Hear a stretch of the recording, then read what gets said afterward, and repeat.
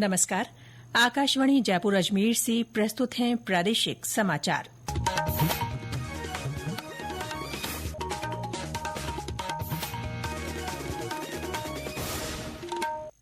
मुख्य समाचार। प्रधानमंत्री नरेंद्र मोदी 5 देशों की अपनी यात्रा के अंतिम चरण में आज नामीबिया के विंडहॉक पहुंचेंगे। पंडित दीनदयाल उपाध्याय अंत्योदय संबल पखवाड़ा आज संपन्न हो रहा है। विभिन्न स्थानों पर फॉलो अप कैंप्स के जरिए लोगों की समस्याओं का समाधान किया जा रहा है। राज्य पक्षी गोडावण के संरक्षण और उनकी संख्या में बढ़ोतरी के लिए जैसलमेर के डेजर्ट नेशनल पार्क में पायलट प्रोजेक्ट शुरू किया गया है। और प्रदेश के पूर्वी हिस्सों में कल से और पश्चिमी राजस्थान में अगले 2-3 दिन कहीं कहीं तेज बारिश के आसार।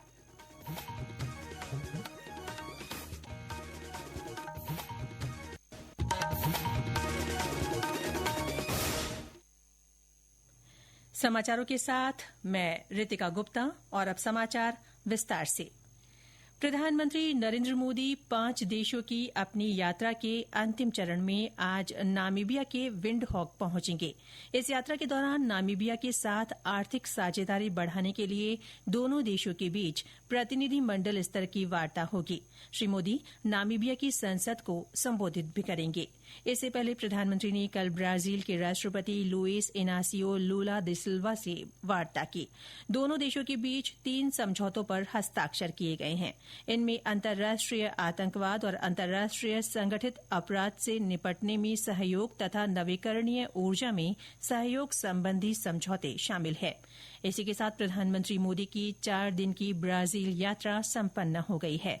यात्रा के दौरान प्रधानमंत्री ने स्पष्ट शब्दों में कहा कि ब्रिक्स नेताओं ने आतंकवाद को बिल्कुल बर्दाश्त न करने और आतंकवाद के मामले में दोहरे मानदंड अपनाने की प्रवृत्ति को खारिज करने की अपील की है।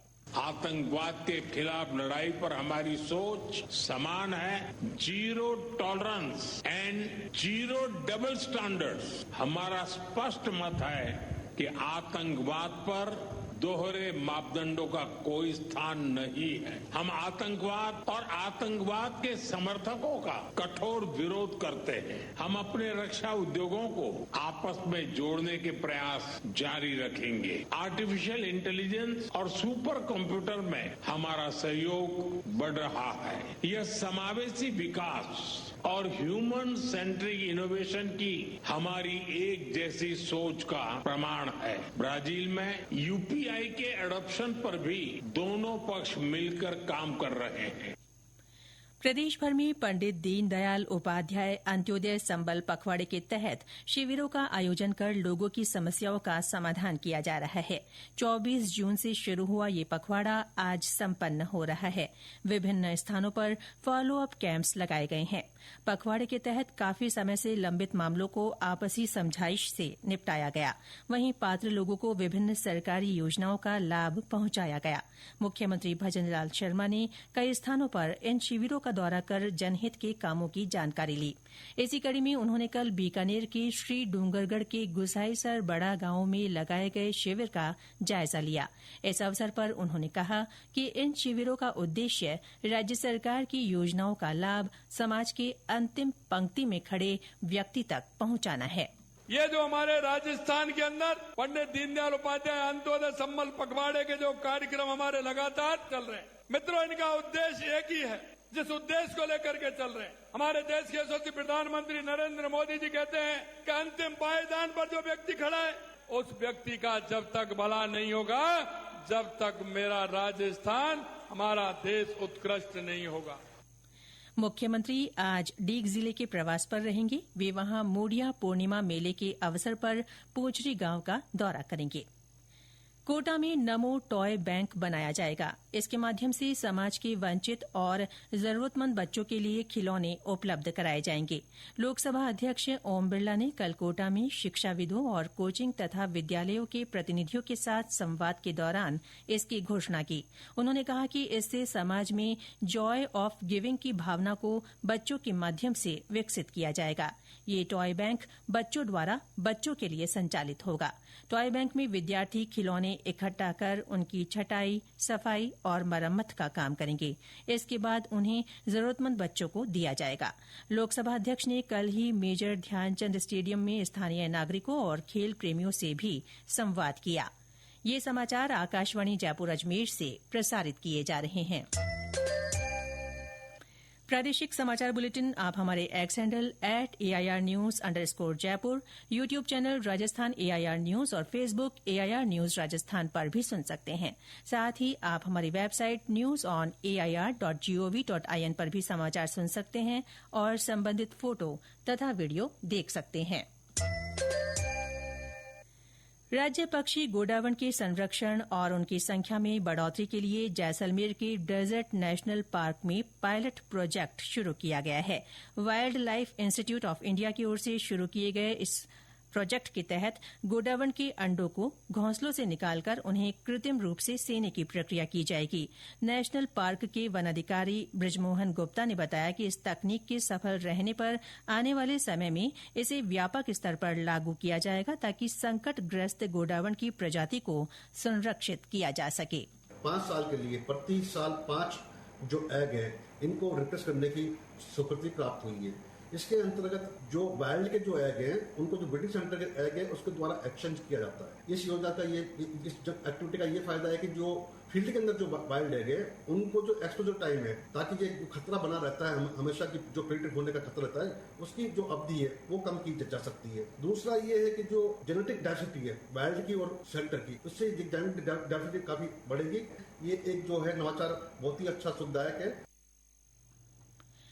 औषधीय गुणों से भरपूर फल बीजीय मतीरे पर बीकानेर कृषि विश्वविद्यालय में अनुसंधान किया जा रहा है। इसके बाद उन्नत बीजों को किसानों को कृषि विज्ञान केंद्र के माध्यम से उपलब्ध कराया जाएगा। इस संबंध में विश्वविद्यालय के कुलगुरु डॉ अरुण कुमार ने कृषि वैज्ञानिकों और उद्यमियों के साथ चर्चा की।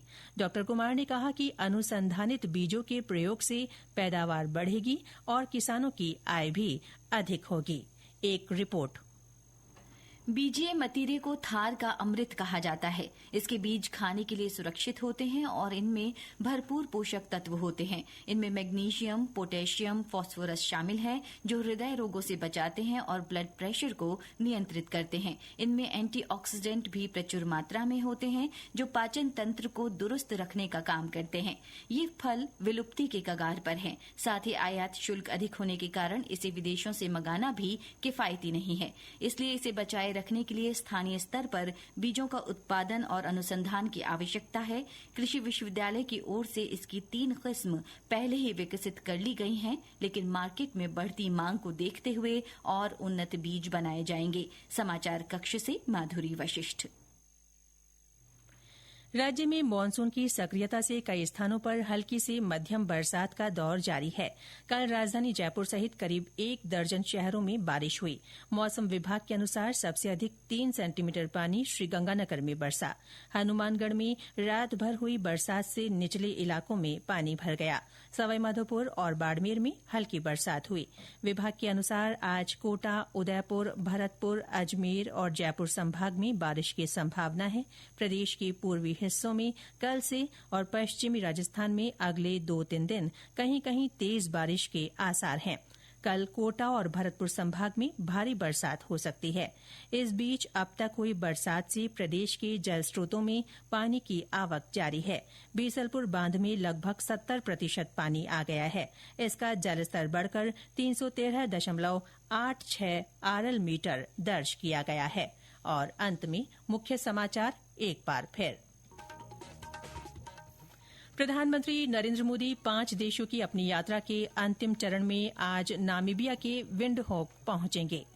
पंडित दीनदयाल उपाध्याय अंत्योदय संबल पखवाड़ा आज संपन्न हो रहा है। विभिन्न स्थानों पर फॉलोअप कैंप्स के जरिए लोगों की समस्याओं का समाधान किया जा रहा है।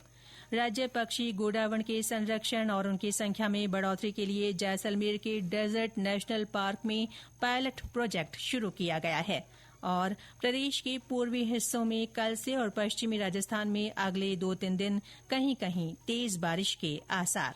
इसके साथ ही प्रादेशिक समाचार बुलेटिन समाप्त हुआ। हमारा अगला बुलेटिन दोपहर 1 बजे प्रसारित होगा। नमस्कार।